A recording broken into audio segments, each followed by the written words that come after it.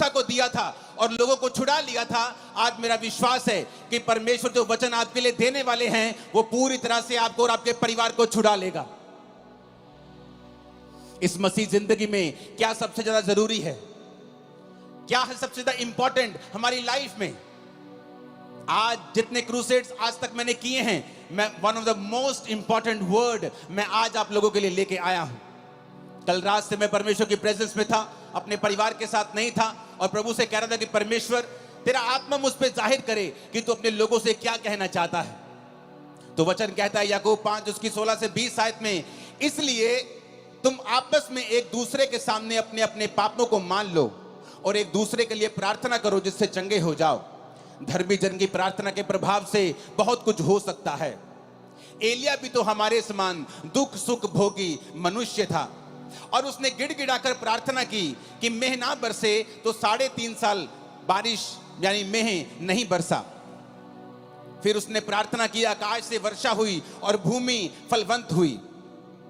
हे मेरे भाइयों, यदि तुम में से कोई सत्य के मार्ग से भटक जाए और कोई उसको फेर लाए, तो वह ये जान ले जो किसी भटके हुए पापी को फेर लाएगा, हर एक प्राणी को उस प्राणी को वो मृत्यु से बचाएगा और उसके पापों के ऊपर वो पर्दा डालेगा। सब बोलो आमीन।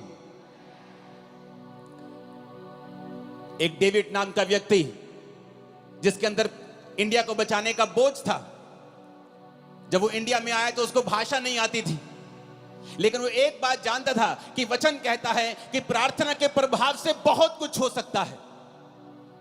एलिया भी तो हमारे समान दुख और सुख भोगी मनुष्य था, क्योंकि जिनकी जिंदगियों से मिरेकल्स होते हैं या जिनकी लाइफ में मिरेकल होते हैं, लोगों को लगता है कि शायद ये आसमान से उतरा हुआ पुरुष है कोई, इसलिए इसके जब ये प्रचार करता है या ये प्रार्थना करता है, लंगड़े चलते हैं, शायद ये स्वर्ग से उतरा है। लेकिन वचन ये कहता है, क्या फर्क था एक आम व्यक्ति में और एक एलिया में?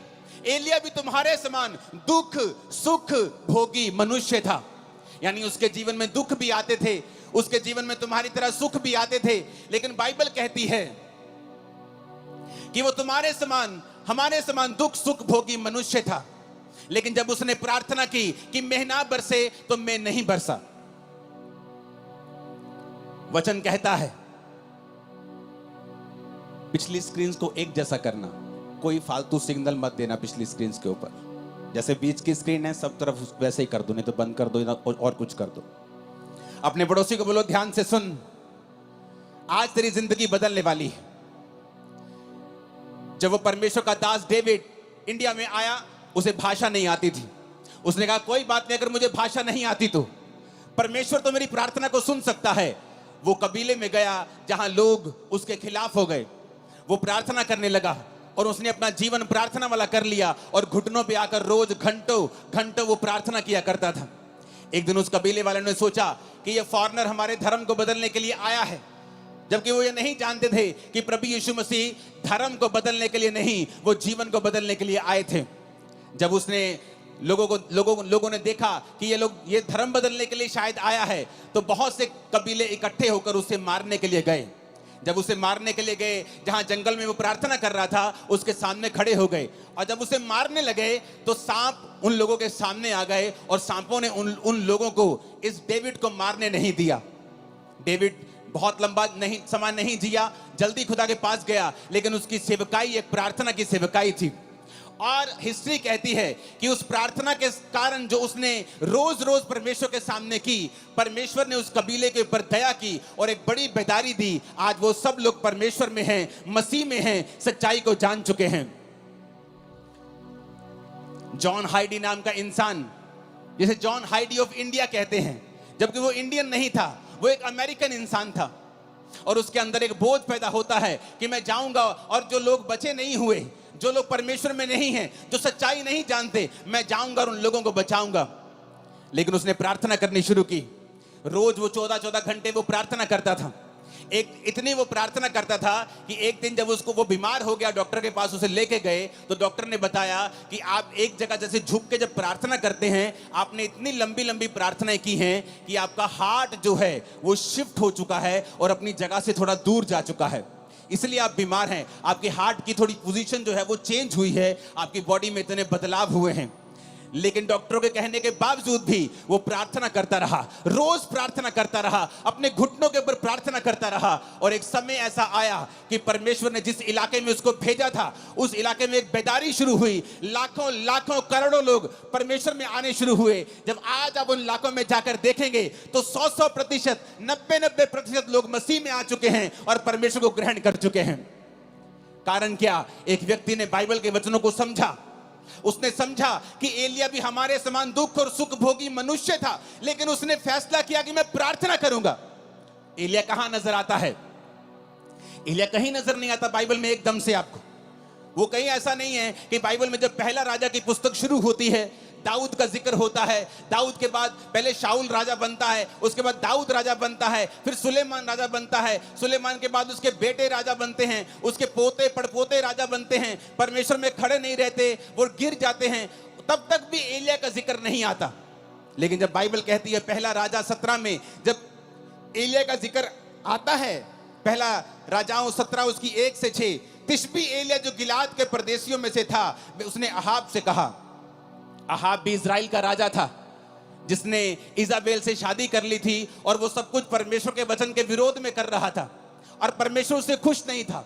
वचन कहता है कि एलिया एकदम से पहला राजा उस 17 में प्रकट होता है। उससे पहले एलिया की कोई जानकारी नहीं थी। एलिया कोई वीआईपी इंसान नहीं था।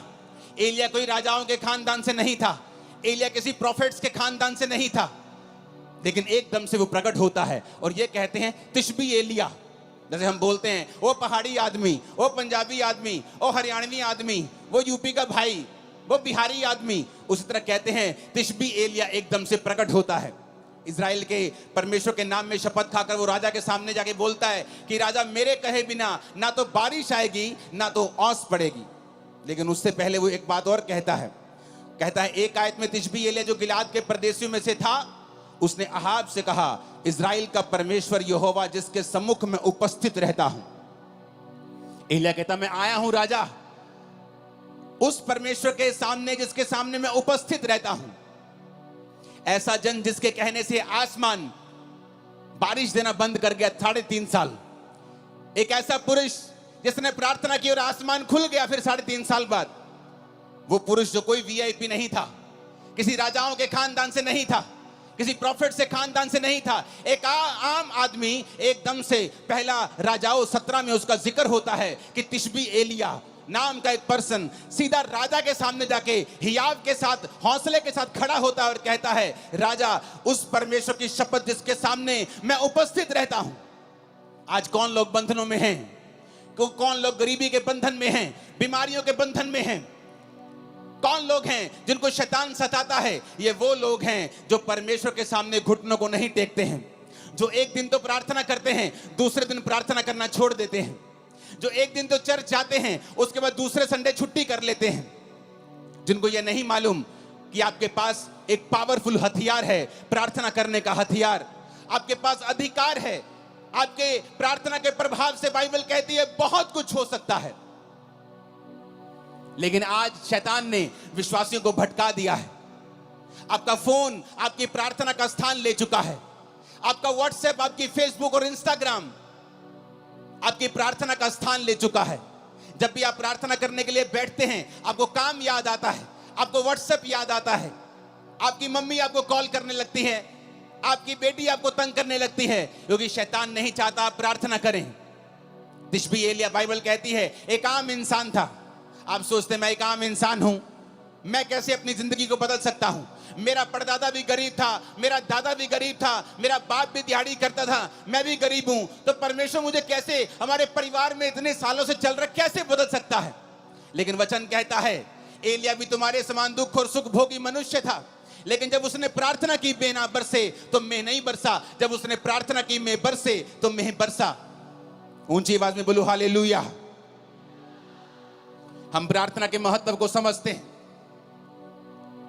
एक पास्टर प्रार्थना कर रहा था और काम कर रहा था। बहुत साल उसने सेवा की लेकिन इतने रूहें नहीं बचा पाया। उसको आंखों का रोग हो गया। जब आंखों का रोग हो गया उसने कहा अब तो मैं सेवा नहीं कर सकता लेकिन मैं प्रार्थना करूंगा, और उसने प्रार्थना करनी शुरू कर दी। जब उसने प्रार्थना करनी शुरू की, परमेश्वर ने एक पास्टर, 2 पास्टर भाई थे, उनके दिल में डाला कि वो जाएं और उस जगह के ऊपर प्रचार करें। और हिस्ट्री बताती है कि जब उसने प्रार्थना की तो रिवाइवल शुरू हुआ। वो 16-16 घंटे, 14-14 घंटे रोज प्रार्थना करता था। और उस जगह पे जब रिवाइवल आया तो 1 लाख लोग रोज यीशु मसीह को अपना जीवन देने लगे और पूरा इलाका परमेश्वर में आ गया। कारण प्रार्थना। कारण ये नहीं था कि वो दुनिया के बेस्ट बाइबल स्कूल में पढ़े थे या वो दुनिया के सबसे ऊंची यूनिवर्सिटी में पढ़े थे। उन्होंने बाइबल के वचन को समझ लिया था कि जब तू प्रार्थना करेगा मैं रास्तों को खोलूंगा, मांगो तो दिया जाएगा। उन्होंने समझ लिया था कि अगर मेरी जिंदगी में जो कुछ नहीं है इसका कारण यह है कि हमने प्रार्थना नहीं की। जॉन हैडी, जिसकी वजह से पूरे का पूरा इलाका, पूरे की पूरी स्टेट्स परमेश्वर में है, वो कहता था आज प्रार्थना करने वाले लोग बहुत कम हैं और रोने वाले प्रार्थना में उससे भी कम हैं और आहें भरने वाले प्रार्थना में तो है ही नहीं है। क्योंकि आज हम पवित्र आत्मा को समय नहीं देते कि वो आए और हमारे अंदर से हमको इस्तेमाल करे। आज प्रार्थना का जीवन नहीं है, इसलिए शैतान ये बात जानता है। वो बात जानता है, इसीलिए वो आपकी लाइफ में काम करता है। लेकिन वचन ये कहता है अगर आप इस प्रार्थना की पावर को समझ जाएंगे, अगर आप समझ जाएंगे आपके पास एक अधिकार है और आप परमेश्वर से प्रार्थना कर सकते हैं, जब तक वो उत्तर ना दे तब तक प्रार्थना कर सकते हैं, आपकी लाइफ कभी भी सेम नहीं रहेगी। मेरी लाइफ में मसीह में आने के कितने साल बाद भी जब मेरी लाइफ में चंगाई नहीं थी और मैं सेवकाई में आ चुका था, तो पवित्र आत्मा मुझे एक ही बात बोलता था कि तुझे पवित्रताई में रहना है। क्योंकि पवित्रताई में रहने से तो अपनी जिंदगी का बड़े से बड़ा अटैक खत्म कर सकता है, चाहे वो तेरे शरीर के ऊपर हो, तेरी आत्मा के ऊपर हो, तेरे फाइनेंस के ऊपर हो, तेरी सेवकाई के ऊपर हो। अगर तू पवित्रताई में चलेगा और गंदगी नहीं करेगा, व्यभिचार नहीं करेगा, चोरियां नहीं करेगा, तो परमेश्वर तेरी जिंदगी से बड़े बड़े बंधनों को तोड़ देगा। और दूसरा, पवित्र आत्मा ने कहा अगर तू प्रार्थना करेगा। ये टीम जो मेरे पीछे खड़ी है उनमें से कुछ लोग 20 साल से मेरे साथ हैं। ये लोग जानते हैं किस तरह से जब 2014, 13, 12 की बात है, मैं अपने प्रार्थना रूम में, जब ये भी मेरे साथ होते थे, जब प्रार्थना करने के लिए बैठते थे तो रोज 6 घंटे 5 घंटे इनके साथ अकेले में प्रार्थना करता था।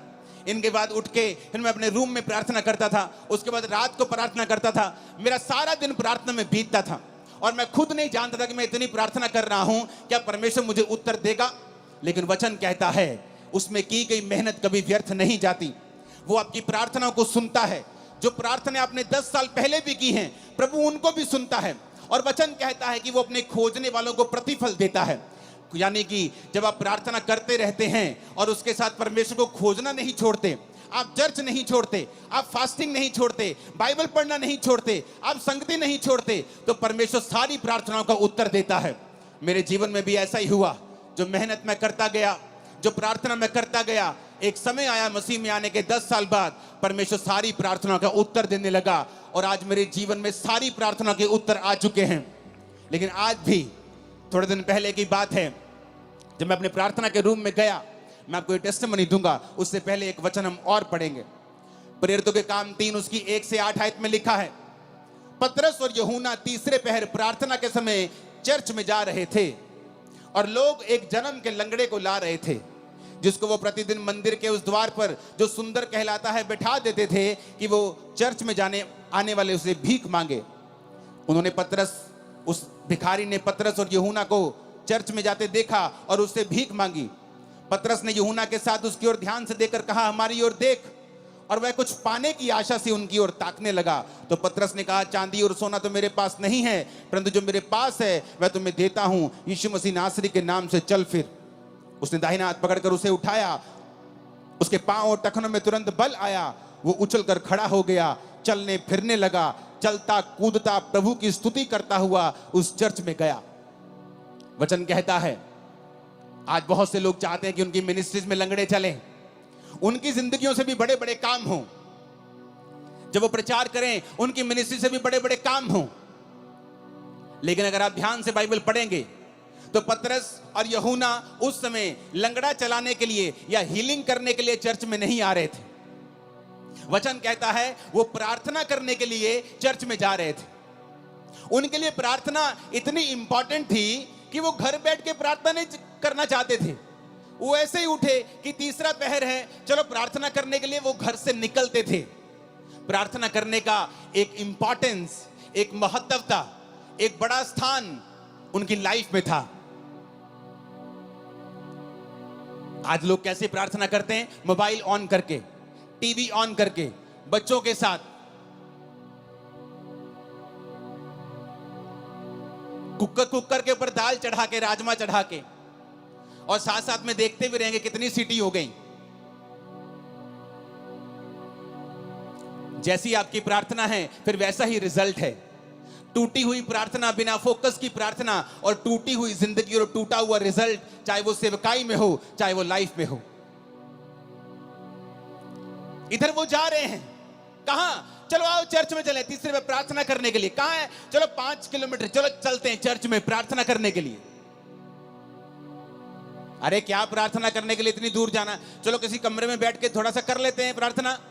इंपॉर्टेंस, महत्वता, प्रार्थना के जीवन को कीमती समझना, उसे स्पेशल समझना।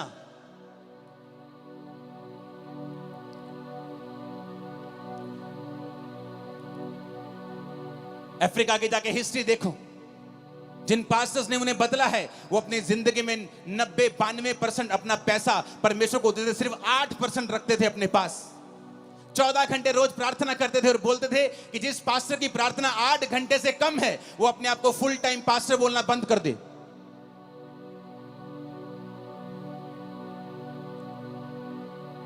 और बोलते थे कि जब हम प्रार्थना नहीं करते थे, जोर जोर से बोलते थे, लोग समझते नहीं थे। जब हम प्रार्थना करके जाते थे तो हम जो भी बोलते थे लोगों के हृदय में जाता था और लोग चेंज होते थे।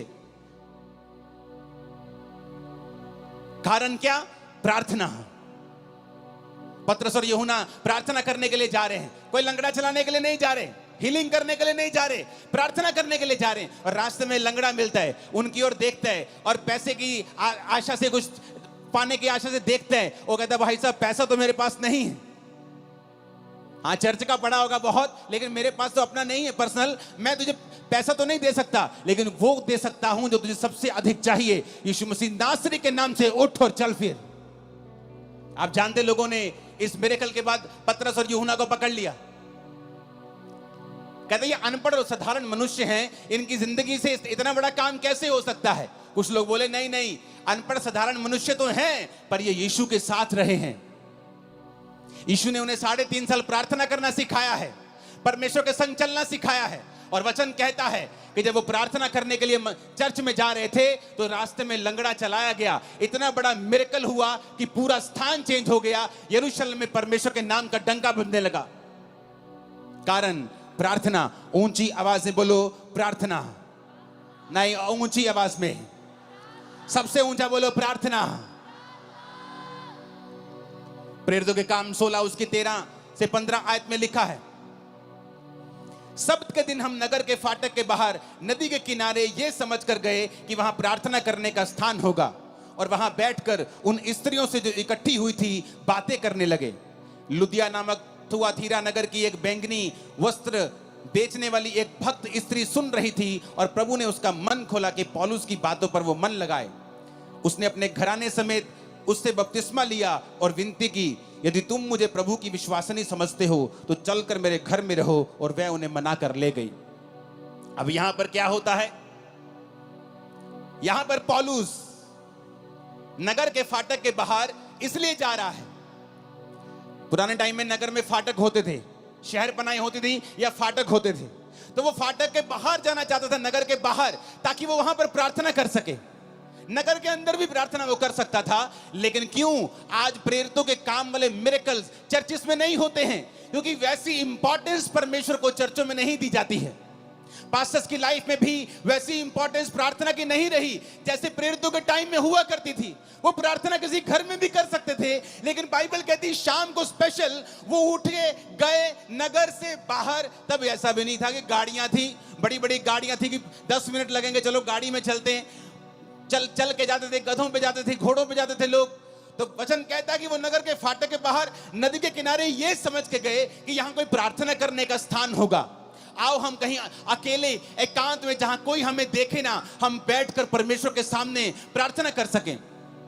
पौलुस को किसी चीज की जरूरत नहीं थी, कोई उसको बीमारी नहीं थी, उसको कोई बरकत नहीं चाहिए थी, लेकिन परमेश्वर के साथ एक रिलेशनशिप, प्रभु के साथ एक संबंध, प्रार्थना उसका रिजल्ट है कि जब आप परमेश्वर के साथ जुड़ जाते हैं, आप रोज उसके साथ समय बिताना चाहते हैं।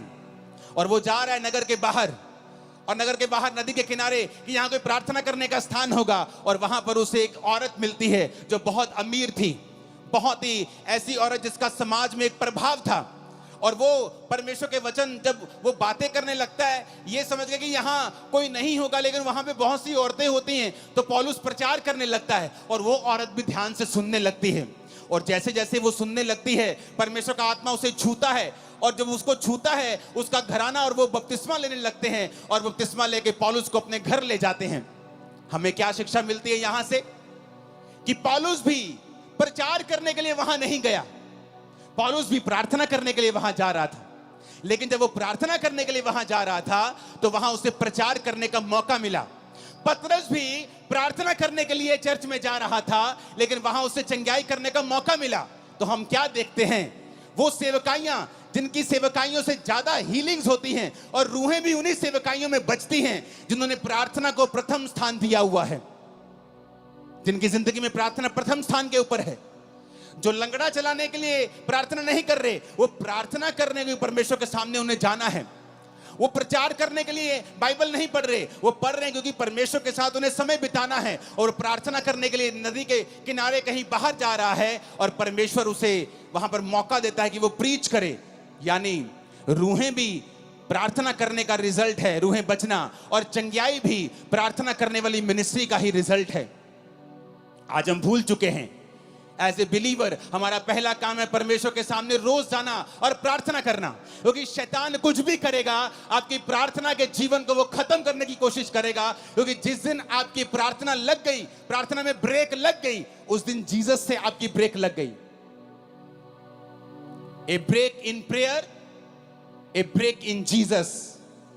प्रार्थना में ब्रेक का मतलब है जीसस से ब्रेक लग जाना। शैतान ये बात को जानता है।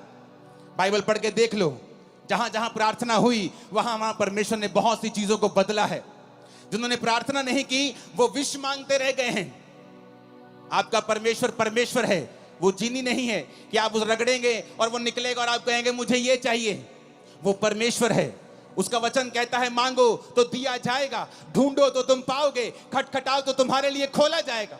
तुमने कंप्लेंट की है अपने पास्टर से, अपने पति की, कि ये नशा करता है, अपने बेटे की नशा करता है, लेकिन कभी प्रार्थना नहीं की। हाँ मैंने की है प्रार्थना। कितनी देर? आधा घंटा। एक बार की? अच्छा रोज की? हाँ मैंने 2 महीने की। उसके बाद मैंने प्रार्थना करनी बंद कर दी। मैं चर्च में भी कम जाती हूँ, कभी कभी जाती हूँ बड़ी मीटिंग में, लेकिन मैं पास्टर को रोज फोन करके तंग करती हूँ कि मेरे लिए, मेरे बेटे के लिए प्रार्थना करना। वचन कहता हर एक व्यक्ति अपना बोझ स्वयं उठाएगा। आपका पास्टर आपको वचन देगा, हाँ वो आपके बेटे के लिए प्रार्थना भी करेगा, लेकिन परमेश्वर ने आपकी ड्यूटी लगाई है, तू बच, तेरा घराना बचाया जाएगा। तू कैसे बचेगा, तू कैसे बचेगी अगर तेरी प्रार्थना जीरो है तो? एक आदमी को परमेश्वर ने कहा मैं तुझे इस्तेमाल करूंगा, इस जगह पे, इस नगर में, मैं इस देश में तुझे इस्तेमाल करूंगा। वो चला गया, पवित्र आत्मा ने कहा प्रार्थना करनी पड़ेगी। प्रार्थना करता था रोज, क्योंकि उसको चर्च से पैसा नहीं लेना था, तो वो शाम तक काम करता था, शाम के बाद आता था और प्रार्थना करता था। जब कुछ साल रिजल्ट नहीं आया तो उसने फैसला किया कि अब मैं काम नहीं करूंगा, अब मैं सिर्फ प्रार्थना करूंगा।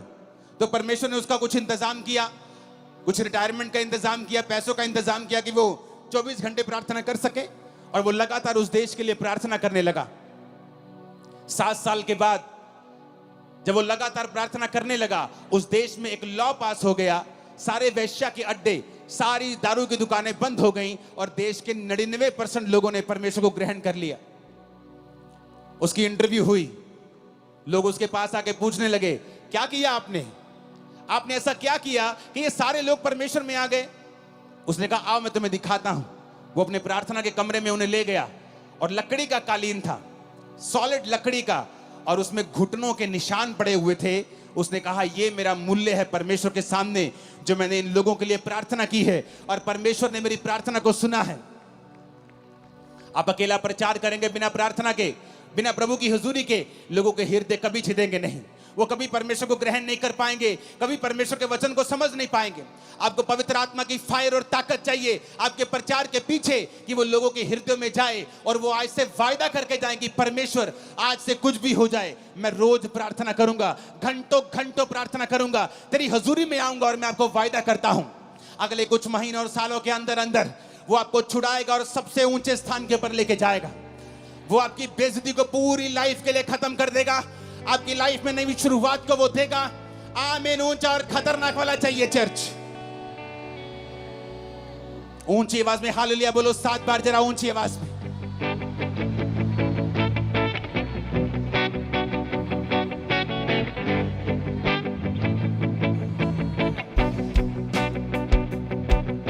Hallelujah, hallelujah. अगर आप प्रार्थना नहीं करेंगे, हन्ना अपने पति से लड़ती थी रोज, मेरे बेटा क्यों नहीं, मेरे बच्चा क्यों नहीं है। वो कहता मैं क्या परमेश्वर हूं, मैं क्या खुदा हूं, मेरी दूसरी पत्नी के है, अगर तेरे नहीं, तब एक से ज्यादा शादियां होती थी पुराने नियम में। उसने कहा अगर तेरे नहीं है तो मैं क्या कर सकता हूं, क्या मैं परमेश्वर हूं, अगर परमेश्वर ने तेरी कोख को बंद कर दिया है तो मैं क्या कर सकता हूं। उसका रोना उसको बच्चा नहीं दिला पाया, रोज रोती थी, बच्चा नहीं हुआ, रोज कर लाती थी, कंप्लेंट भी करती होगी, परमेश्वर को ताने भी मारती होगी, कुछ नहीं हुआ। एक दिन हन्ना ने फैसला कर लिया, पहला शमूएल 1 उसकी 9 से 20 आयत में लिखा है कि हन्ना एक दिन परमेश्वर के घर में गई और वहां प्रार्थना करने लगी। और प्रार्थना कैसी की, दिल से, टूटे हुए मन के साथ, क्योंकि वचन कहता है वो टूटे और पिसे हुए दिल को कभी तुच्छ नहीं जानता। उसने परमेश्वर से प्रार्थना की कि परमेश्वर अगर तू अपनी दासी के दुख की ओर दृष्टि करे और मेरे को बेटा दे तो मैं तेरे भवन में वो बेटा तेरी सेवा के लिए दे दूंगी। और उसके होंठ हिलते थे क्योंकि वो पूरे मन से प्रार्थना कर रही थी, आंसुओं के साथ, लेकिन सुन नहीं रहा था वो क्या कह रही है। उस घर के सेवक ने समझा कि ये नशे में है। उसने कहा ऐ औरत, अपना नशा छुड़ा, अपना नशा छोड़ दे, क्या वक वक बुड़बुड़ कर रही है तू। उसने कहा मैं नशे में नहीं आई हूं प्रभु के दास, मैंने जो कुछ भी अब परमेश्वर को कहा है बहुत ही शोकित और कुड़ाई जाने के कारण कहा है। लोगों ने मुझे ताने मारे हैं, मेरी सौतन ने मुझे ताने मारे हैं, सास ने, सब ने ताने मारे हैं, मेरा दिल टूट गया है। मैंने फैसला कर लिया है कि मैं अपना जीवन प्रभु को दूंगी, मैं प्रार्थना करूंगी और परमेश्वर को अपना बेटा भी चढ़ा दूंगी। आपका एक फैसला प्रार्थना करने का, आपका एक फैसला सेवा करने का, आपका एक फैसला पवित्रताई में चलने का आपकी पूरी लाइफ की बेइज्जती को बड़ी इज्जत में चेंज कर देगा। मैं भविष्यवाणी कर रहा हूं। आपकी सेवकाई को पूरी तरह से बदल देगा। मैं भविष्यवाणी कर रहा हूं। आपके बच्चों की लाइफ को पूरी तरह से बदल देगा। मैं भविष्यवाणी कर रहा हूं। आमीन। ऊंचाई आशीष आपकी है चर्च। Hallelujah, hallelujah.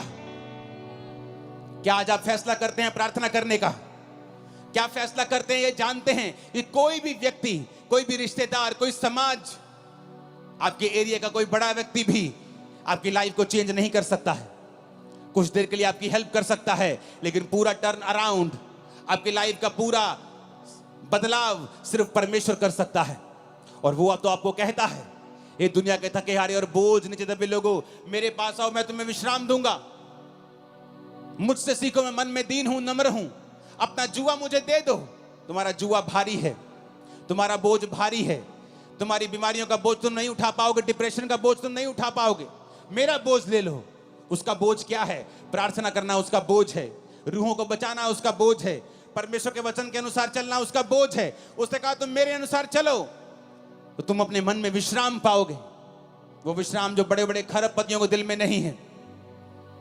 सब कुछ होते हुए इसलिए वो सुसाइड कर लेते हैं। बड़े बड़े मिलियन फॉलोअर्स वाले, 20-20 मिलियन फॉलोअर्स वाले सुसाइड कर लेते हैं क्योंकि उनके मन में विश्राम नहीं है।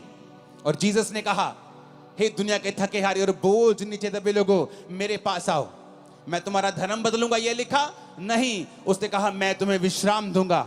वो विश्राम जो दुनिया तुम्हें नहीं दे सकी, इंस्टाग्राम और फेसबुक नहीं दे सके, वो विश्राम जो सोशल मीडिया तुम्हें नहीं दे सका, तुम्हारा घराना नहीं दे सका, मैं तुम्हें वो विश्राम दूंगा। मेरे पास आओ, मैं तुम्हें विश्राम दूंगा। मुझसे सीखो, मैं नम्र और दीन हूं। अपना बोझ, अपना क्रूस मुझे दे दो और मेरा क्रूस उठा लो, क्योंकि उसका क्रूस हल्का है, उसका बोझ हल्का है। आज अगर बदलाव लाना है तो कलीसिया को प्रार्थना करनी होगी, उसको रोज परमेश्वर की प्रेजेंस में जाना होगा और घंटों परमेश्वर की हुजूरी में बिताने होंगे। देखना फिर क्या होता है। आज बहुत से कम विश्वासी ऐसे हैं जो बेदारी के लिए प्रार्थना कर रहे हैं। बहुत से कम विश्वासी हैं, आप में से बहुत से कम ऐसे होंगे जिसने इस एरिया की बेदारी के लिए प्रार्थना की है। जब आप परमेश्वर के कामों के लिए इस्तेमाल होने लगते हैं, आप प्रभु के लिए, दासों के लिए, प्रभु की सेवकाइयों के लिए, प्रभु के राज्य के लिए प्रार्थना करने लगते हैं और प्रभु के सामने रोज जाने लगते हैं, वो आपके पर्सनल कामों में भी करता है, आपके पर्सनल कामों को भी प्रायोरिटी पे करता है, आपकी हीलिंग को भी वो करता है, आपको चंगा भी करता है, आपके घराने को बचाता भी है, आपको ब्लेस भी करता है, गरीबी के दलदल से आपको बाहर भी निकालता है। जो होने वाला है आज रात के बाद, आप आए किसी और तरीके से, जाएंगे नहीं यीशु मसीह के सामर्थी नाम से। आप हो सकता है एक बांझ के रूप में यहां आए हों, लेकिन एक फलवंत स्त्री के रूप में भविष्यवाणी करता हूं, यहां से जा रहे हैं वापिस यीशु मसीह के नाम में। आमीन होना चाहिए। आशीष आपकी है चर्च। आप तैयार हैं परमेश्वर को अपना जीवन देने के लिए? आप तैयार हैं प्रार्थना करने के लिए? वही परमेश्वर हन्ना को रोज देखता होगा। हन्ना रोज बुड़बुड़ करती है, मेरे पुत्र क्यों नहीं हैगा, मेरे कुड़ी क्यों नहीं हैगी। अपने हस्बैंड से रोज लड़ती है। हस्बैंड रोज कहना, मैं रब्बा, मैं कोई रब्बा, मैं की करा।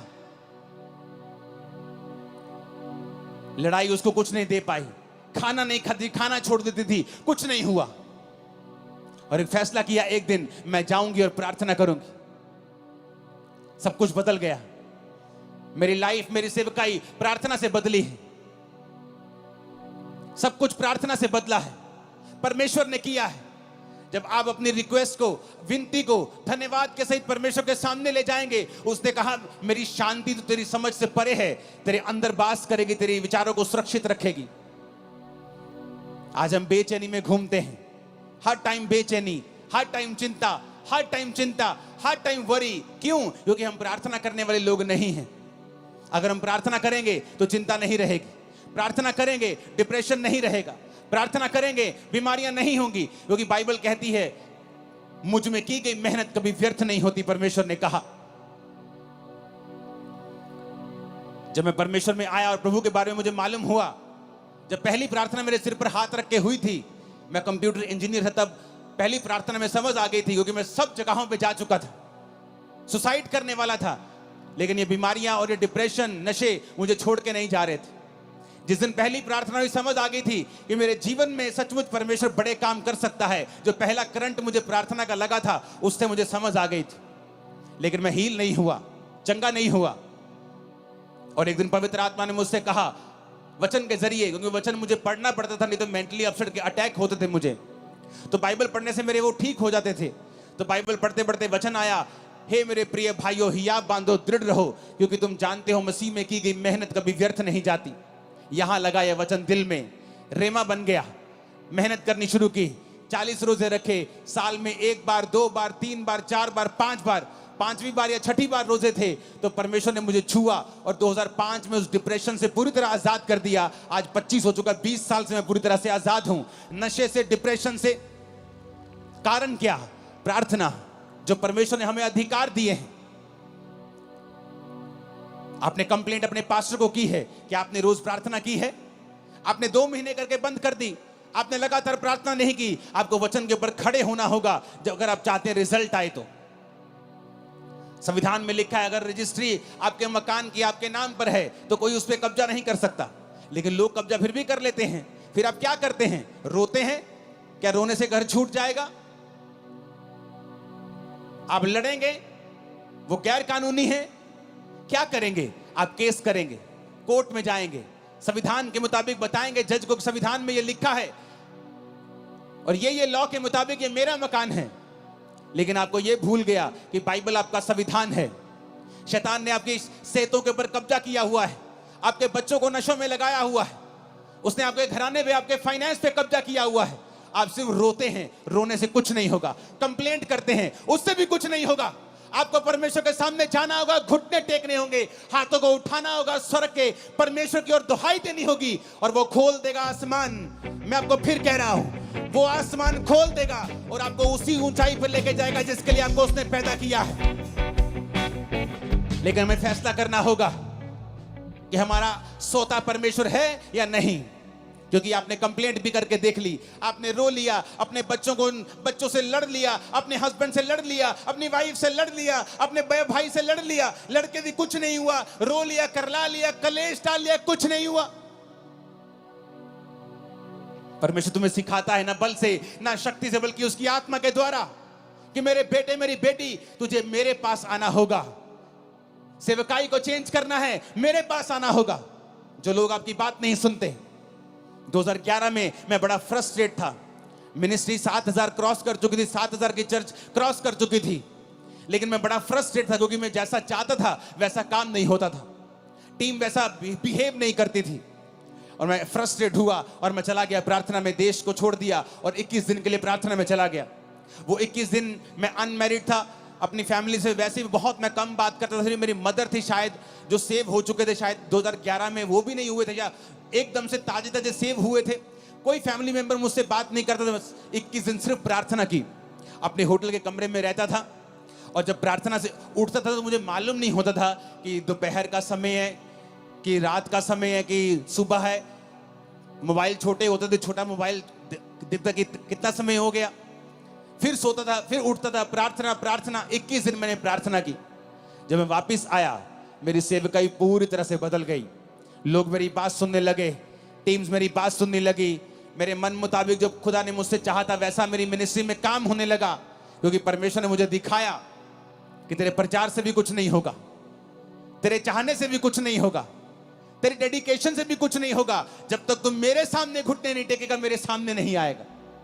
वो 21 दिन थे जब परमेश्वर ने मुझे सिखाया कि चाहे तेरी सेवकाई में 500 लोग हों या आने वाले समय के 5 लाख हों, तुझे रोज मेरी प्रेजेंस में बने रहना है, मेरी हजूरी में बने रहना है। तब समझ आई और उसके बाद मैं रोज अपने आप को प्रार्थना में देने लगा। अपनी लाइफ में प्रार्थना को प्रथम स्थान दिया। आज चाहे मैं शादीशुदा हूं, मेरे बच्चे हैं, मेरी फैमिली है, बड़ी सेवकाई चर्च है, सैकड़ों ब्रांचेस हैं, लेकिन मेरी प्रार्थना का समय बड़ा हुआ है, आगे से भी ज्यादा है मेरी प्रेयर का समय। क्योंकि मैं सीक्रेट जानता हूं, मैं ये भेद जानता हूं कि भेद है खुदा के साथ रहना, भेद है प्रार्थना करना, भेद है तुम दुख और सुख भोगी मनुष्य हो। एलिया कोई स्वर्गदूत नहीं था। राजा के सामने जाके बोलना कि राजा मेरी जिम्मेवारी से बोलता हूं, तेरे देश में बारिश नहीं आएगी, यानी तेरा देश भूखा मरेगा। आज तो जमीन के नीचे से पानी निकाल लेते हो समर्सिबल से, तब ऐसा नहीं होता था। कुएं खोदने पड़ते, निकले पानी ना निकले उस इलाके में जहां वो रहता था। उसने जिम्मेवारी ली। दिलेरी कहां से आई? प्रार्थना से। बाल के नबियों को मार दिया, बड़े बड़े काम किए। फिर इजाबेल ने कहा एलिया आज तेरा सिर मैं धड़ से अलग कर दूंगी। एलिया भागा, एलिया भागा। उसका भागना, उसका डरपोकपन इस बात का सबूत था कि एलिया भी एक मनुष्य ही था। उसकी पहली दिलेरी इसलिए थी कि वो रोज प्रार्थना में समय बिताता था। उसके बाद जब इंसान विक्ट्री देखता है, जीत देखता है, इंजॉय करने लगता है, प्रार्थना भूल जाता है, तो शैतान फिर से उसे डराने लगता है। वो फिर से भागता है और खुदा से कहता है खुदा मुझे मार दे, मैं अपने वंशों से अच्छा नहीं हूं। परमेश्वर से रोटी देता है और पानी देता है, बोलता है खा, तुझे बहुत काम करने हैं। यानी एलिया भी स्वर्गदूत नहीं था, नहीं तो वो भागता थोड़ी उस राजा से डरा नहीं, राजा की वाइफ से डर गया। वो प्रार्थना, प्रेयर्स। जब बड़े बड़े क्रूसेड्स होते हैं, लाखों लोग आते हैं क्रूसेड्स, लोग बोलते हैं अगले दिन आओ एंजॉय करते हैं, चलो आनंद मनाते हैं। हाँ आनंद करो, कोई बात नहीं, लेकिन अगली मीटिंग के लिए मुझे फिर खुदा की प्रेजेंस में ही जाना है, क्योंकि पिछले मसे से मैं अगला संडे नहीं चला सकता हूं। मैं अपने सोर्स को समझता हूं, अपने सोते को समझता हूं कि वो परमेश्वर है। जिस दिन आप ये समझ जाएंगे कि सब बातें परमेश्वर की ओर से होंगी। आप पौलुस को पढ़ के देखो, जब वचन कहता है कि उस औरत ने बपतिस्मा लिया, उसके घराने ने बपतिस्मा लिया, उसके बाद पढ़ के देखो क्या हुआ। अगर आप 16 से लेकर 40 आयत तक पढ़ेंगे प्रेरितों के काम की, आपको मालूम होगा उसके बाद पौलुस की जिंदगी में बहुत से रास्ते परमेश्वर ने खोले। बड़ी जगहों के ऊपर वो गया सुसमाचार सुनाने के लिए, और आगे के आगे वो चलता गया। क्यों? उसकी जिंदगी जो थी वो प्रार्थना वाली जिंदगी थी। जब आप प्रार्थना वाली जिंदगी आपकी होती है, आगे के बाद आगे रास्ते खुलते जाते हैं। आप प्रार्थना बंद कर देते हैं, आप उस लेवल पर स्टक हो जाते हैं, अड़ जाते हैं, खड़ जाते हैं। जैसे जैसे पानी बहता हुआ रुक जाता है तो फिर वो स्मेल करता है, बहता पानी स्मेल नहीं करता है। आप पढ़ो पौलुस को, सिर्फ ये मिरेकल नहीं हुआ रूहें बचाने का, आगे भी बहुत से मिरेकल्स उसकी सेवकाई में हुए, क्योंकि वो प्रार्थना करने वाला जन था। उसको मालूम था कि मेरा सोर्स जो है वो परमेश्वर है। ऊंची आवाज में कहो आमीन। आप पढ़ो अपनी बाइबल को रोज, देखो कि कब कब प्रार्थना हुई है और कहां कहां प्रार्थना का रिजल्ट उनकी लाइफ में कैसा आया है।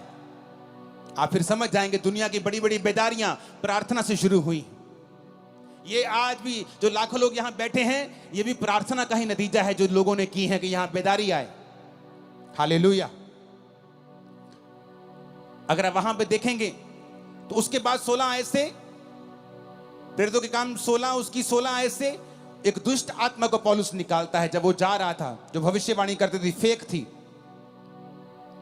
उसके बाद पौलुस और सिलास को पकड़ लिया जाता है और बंदी गृह में बंद कर देते हैं। वहां भी वो प्रार्थना और धन्यवाद करते हैं। वहां का दरोगा, वहां के लोग जब भूकंप देखते हैं उस जेल में और परमेश्वर छुड़ा लेता है, उनको भी वहां बचाता है। देखो कितने मिरेकल जुड़े हुए हैं इसी घटना के साथ। कैसे हुए? प्रेयर्स के कारण, कि वो जानते हैं अगर हम प्रार्थना करेंगे तो स्वर्ग खुलेगा। प्रभु यीशु मसीह उससे ऊपर तो कोई नहीं है, लेकिन वचन कहता है 12 चेले चुनने से पहले प्रभु यीशु मसीह ने सारी रात प्रार्थना की। अगर वो परमेश्वर है तो फिर प्रार्थना करने की क्या जरूरत है? उसे सब मालूम है। लेकिन बाइबल कहती है वो संपूर्ण मनुष्य भी था और संपूर्ण परमेश्वर भी था, इसलिए उसे मनुष्य का पुत्र भी कहा जाता है और परमेश्वर का पुत्र भी कहा जाता है। सारी रात प्रार्थना की।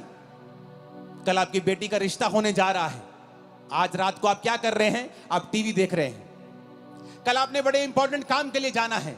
आज रात आप क्या कर रहे हैं? आप व्हाट्सएप पे हैं, आप इंस्टाग्राम पे रील्स देख रहे हैं। जिसकी तो रील्स देख रहे हैं उसको तो पैसे मिल रहे हैं, जिसको तो यूट्यूब पे आप फॉलो कर रहे हैं उसको तो पैसा मिल रहा है। आपको क्या मिल रहा है? इतने वेले मत बनो कि तुम अपने वैल्यू को, अपने टाइम की वैल्यू को पहचान ना सको। जो आज दुनिया में जिन्होंने कुछ किया है, उनके 4 हाथ और 2 दिमाग और 4 आंखें नहीं है। हमारी तरह 2 आंखें और 2 हाथ और 1 दिमाग ही है। अपने समय का सदुपयोग करो, उसे परमेश्वर में इन्वेस्ट करो, लगाओ उसे परमेश्वर में, और आप अच्छा समय काटने वाले हैं। मैं भविष्यवाणी करके जा रहा हूं, अच्छा समय मुकेरिया चर्च आप काटने वाले हैं। आमीन ऊंचा चाहिए। हालेलुया। पढ़ो बाइबल, देखो क्या हुआ है प्रार्थनाओं के बाद। आप ध्यान से बाइबल पढ़ेंगे, इस स्थिति से पढ़ेंगे कि मैं पढ़ना चाहता हूं, मैं देखना चाहता हूं क्या हुआ है प्रार्थना करने के बाद। कितने बदलाव आए हैं सेवकाइयों में, पर्सनल लाइफ में, मैरिड लाइफ में, बच्चों की जिंदगी में, फाइनेंशियल लाइफ में, सोशल लाइफ में। बहुत से बदलाव आप देखेंगे जिस दिन आप प्रार्थना करने का मन बना लेंगे। मैं करता जी, मैं नहीं करता जी प्रेयर, मेरी वाइफ बहुत करती प्रेयर। और वचन क्या कहता है कि आदमी को लीड करने के लिए चुना गया है। जब आदमी, घर का आदमी लीड नहीं करेगा, वो घर कहीं नहीं पहुंचेगा। औरत को जो आदमी लीड कर रहा है उसे संभालने का मसा दिया गया है। आज अगर इस सेवकाई में सैकड़ों ब्रांचेस हैं, उन्हें संभालने वाला मैं नहीं हूं, मेरी वाइफ है। स्पिरिचुअल सेवकाई करने वाला, प्रोटोकॉल बनाने वाला, दर्शन दिखाने वाला, आगे लेके जाना है, वो मेरा काम है।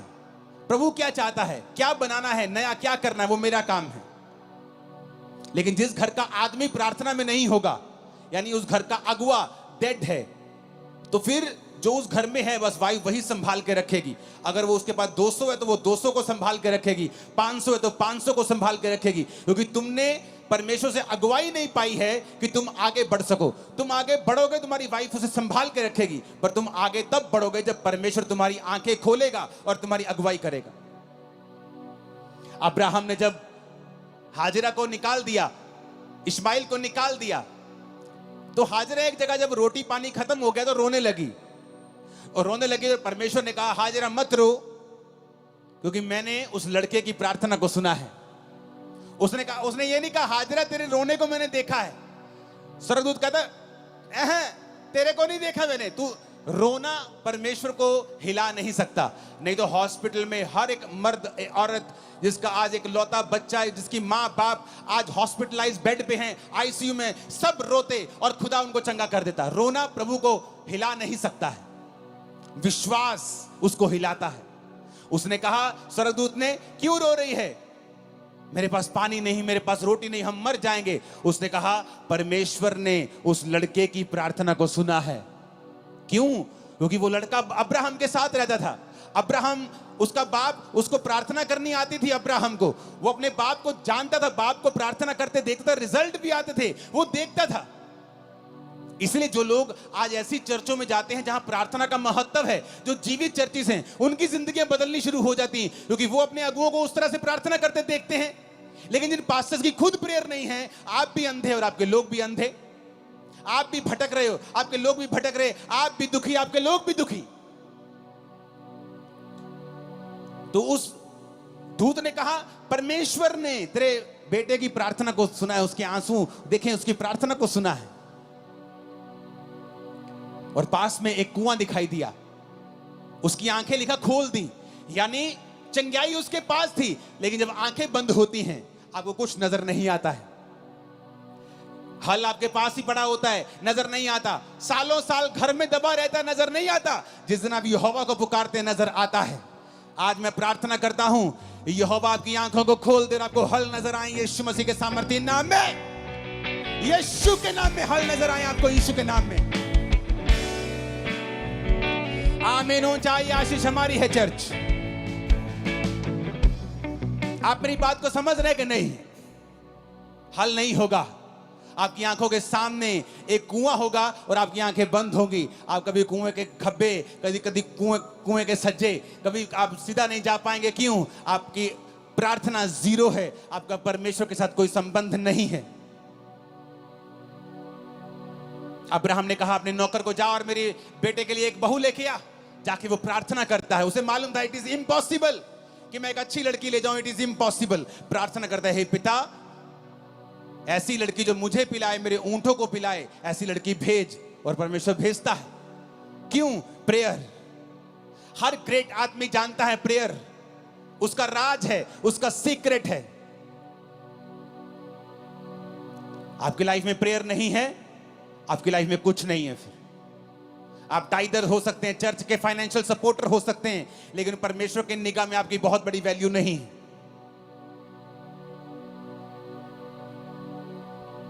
आज से अगर आपका फेसबुक अकाउंट आपको प्रार्थना करने से रोक रहा है, यहीं डिलीट करके जाना, खोल लेना जाके 50 दिन बाद जब प्रार्थना सेट हो जाए। खुदा ने कहा ऐसा इंसान जो तुम्हें काना करता है, कहता है तू काना होके परमेश्वर के राज में प्रवेश कर लेना। ऐसा ना हो कि 2 आंखें रख के तू नरक में चला जाए। फेसबुक अकाउंट रखने का कोई प्रॉब्लम नहीं, लेकिन अगर वो प्रार्थना खत्म कर रहा है तो डिलीट कर दो और प्रार्थना में चले जाओ। ऐसी हर चीज को खत्म कर दो। काना होके प्रवेश कर लो, लंगड़ा होके प्रवेश कर लो, एक टांग के साथ लंगड़े होके चले जाओ, लेकिन चले जाओ। जो सही है उसे अपना लो। आज लड़ाई है अपनी फैमिली से, बहू से, सास से, माफ कर दो आज, नहीं तो प्रार्थना नहीं कर पाओगे परमेश्वर के सामने। और लेकिन अगर आज आपने इस वचन को सुन के जो खुदा ने मुझे दिया है, मैं अपने आप से नहीं कह रहा हूं, और आपने प्रार्थना करने का, प्रभु के साथ जीने का मन बना लिया, मैं आपको बता रहा हूं, आपकी इज्जत की जाएगी, आप ऊंचे किए जाएंगे, आप चंगे किए जाएंगे, आप आजाद किए जाएंगे, आप ब्लेस किए जाएंगे यीशु मसीह के सामर्थी नाम में। आपकी लाइफ सेम नहीं होगी। आप बड़े देशों में होंगे, बेस्ट जगहों के ऊपर आप होंगे। आपका घराना यीशु मसीह के नाम में आशीषित होगा। आमीन हो जाए, आशीष हमारी है चर्च। हालेलुया। मुझे टीवी पे देखना पड़ रहा है, कितने लोग हैं ऐसे दिख नहीं रहे आज। आई थिंक ये आज तक की मेरी मुकेरिया की सबसे बड़ी चर्च मीटिंग है आज।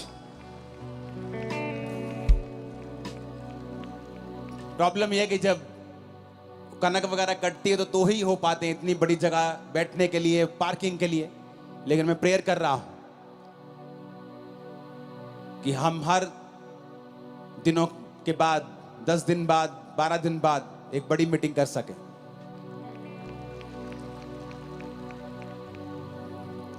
अपने पड़ोसी को पूछो, बोलो तैयार हो यीशु के साथ जीवन जीने के लिए? तैयार हो प्रार्थना करने के लिए? क्योंकि अगर प्रार्थना नहीं करोगे तो कुछ नहीं होगा। आमीन खड़का के बताओ जरा शैतान को कि तुमने सुन लिया था वचन को। हालेलुया।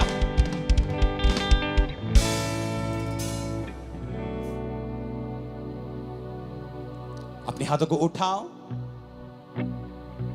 वायदा कर जाओ आज खुदा के साथ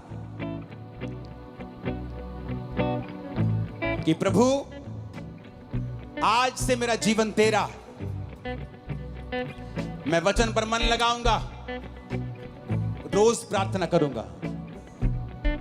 ऊंची आवाज में प्रार्थना करो सब जन। इस जीवन भर में सदा तुझको मैं याद करूंगा। इस जीवन भर में सदा तुझको मैं याद करूंगा। तेरा आत्मा पाकर, तेरी इच्छा जानकर आगे मैं बढ़ता जाऊंगा। तेरा आत्मा पाकर, तेरी इच्छा जानकर आगे मैं बढ़ता जाऊंगा। हालेलुया स्तुति महिमा हमेशा यीशु मसीह को देंगे। हालेलुया स्तुति महिमा हमेशा यीशु मसीह को देंगे। Hallelujah hallelujah hallelujah. अपने हाथों को उठा लो सब जन और सब जन खड़े हो जाओ। हालेलुया